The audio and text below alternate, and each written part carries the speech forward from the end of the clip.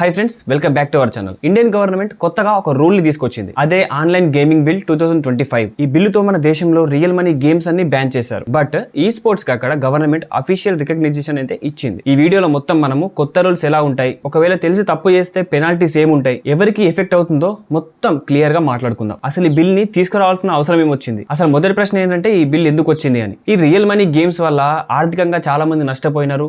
చాలా మంది గేమ్స్ లో డబ్బులు పెట్టి అప్పులు చేయడం ఇలా చేసిర్రు. కొంతమంది అయితే కొన్ని లక్షల డబ్బులు అందులో పెట్టి ప్రాణాలు కోల్పోయిన రోజులు కూడా ఉన్నాయి. మెయిన్ గా మన భారతదేశంలోని యువత దీనికి బాగా ఎడిక్ట్ అవుతుంది. మనకేముంటది, వయసులో ఉన్నప్పుడు మనం ఏం ఆలోచిస్తామంటే బెట్టింగ్ పెడుతున్నామంటే 10 రూపాయలు పెడితే 20 రూపాయలు వస్తున్నాయంటే ఎవరికైనా ఆశ ఉంటుంది. అదే ఆశ పెరిగి చివరికి ప్రాణాల మీదకి వచ్చిన రోజులు కూడా మనం చూసినాం. చాలా మంది ప్రాణాలు కూడా కోల్పోయినారు. ఇప్పటికప్పుడు మనం న్యూస్ లో వస్తూనే ఉంది. అయితే ప్రభుత్వం దీన్ని దృష్టిలో పెట్టుకొని యువతనే కాకుండా ప్రజలు ఎంతమంది అయితే బెట్టింగ్లు మోసాలు బారిన పడి ప్రాణాలు తీసుకుంటున్నారు వాళ్ళని దృష్టిలో పెట్టుకొని వాళ్ళ ప్రాణాలు కాపాడాలని చెప్పి ఈ బిల్ అయితే తీసుకురావడం జరిగింది. ఓకే మనం ఇంకొంచెం డెప్త్ లోకి వెళ్దాం. అయితే కొన్ని ఎగ్జాంపుల్స్ ఇక్కడ రియల్ మనీ గేమ్స్ కింద ఏమొస్తాయి, dream 11, my 11 circle, rummy, poker ఇలాంటివన్నీ రియల్ మనీ గేమ్ కిందకే వస్తాయి.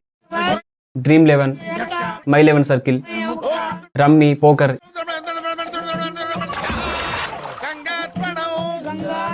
అయితే ఇప్పుడు వాళ్ళు తీసుకొచ్చిన కొత్త రూల్స్ గురించి మాట్లాడుకుంటే మెయిన్ గా ఫైనాన్షియల్ ట్రాన్సాక్షన్స్ అయితే బ్లాక్ చేయాలని, ముఖ్యంగా బ్యాంకులు, యూపీఐ పేమెంట్లు ఇలాంటి మనీ గేమింగ్ సంబంధించిన ట్రాన్సాక్షన్స్ చేయకూడదు. ఇక్కడ ఏది మనీ గేమ్, ఏది లీగల్ గేమ్ అనేది నేషనల్ ఆన్లైన్ గేమింగ్ అథారిటీ నిర్ణయిస్తుంది. ఈ రూల్స్ లోపల మనీ గేమింగ్ ఆడే వాళ్ళకి కొంచెం పాజిటివ్ గా అనిపించేది ఏంటంటే ప్లేయర్స్ కి శిక్షలు లేవు. జస్ట్ ఇది టార్గెట్ చేసేది కంపెనీలని, ఆర్గనైజర్లని, అడ్వైజర్లని మాత్రమే. గేమర్స్ ని బాధితుల్లా చూస్తారు, నేరస్తుల్లా కాదు.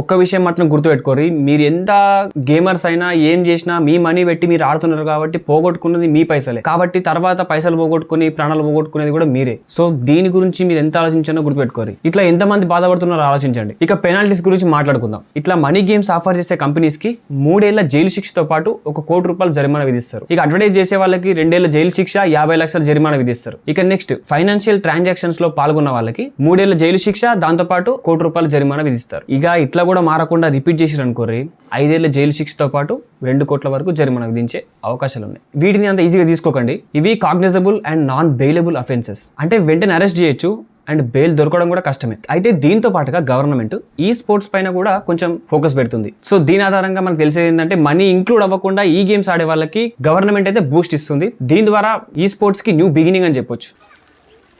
నిజమా అల్లుడు?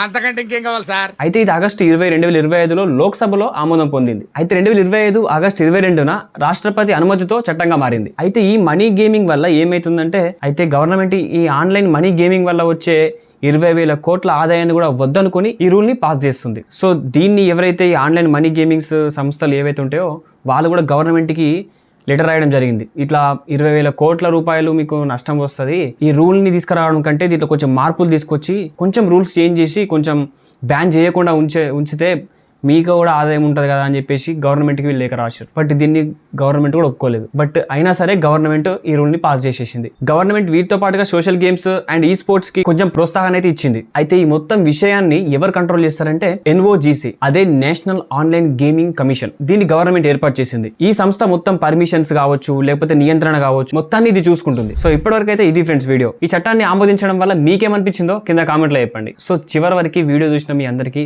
Thank you so much. So ఇలాంటి మంచి కంటెంట్ మన ఛానల్లో వస్తూనే ఉంటుంది. మన ఛానల్ సబ్స్క్రైబ్ చేసుకొని ఈ వీడియో లైక్ చేయండి. Thanks for watching.